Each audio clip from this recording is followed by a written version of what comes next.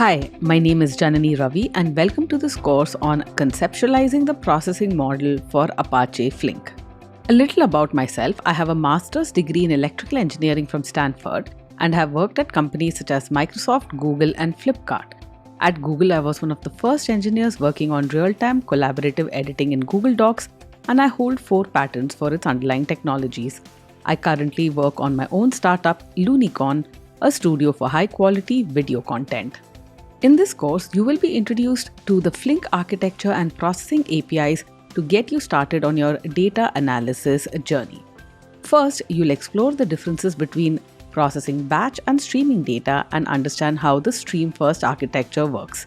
You will then explore the stream-first processing model that Flink uses to process data at scale.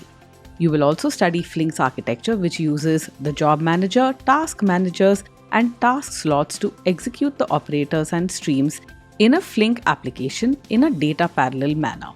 Next, you will understand the difference between stateless and stateful stream transformations and apply these concepts in a hands-on manner in your Flink stream processing.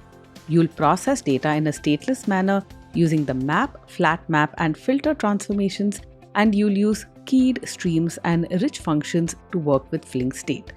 Finally, you'll round off your understanding of the state persistence and fault tolerance mechanism that Flink uses by exploring the checkpointing architecture in Flink.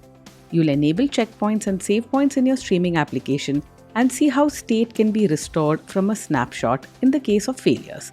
When you're finished with this course, you'll have the skills and knowledge to design Flink pipelines performing stateless and stateful transformations, and you'll be able to build fault-tolerant applications using checkpoints and save points.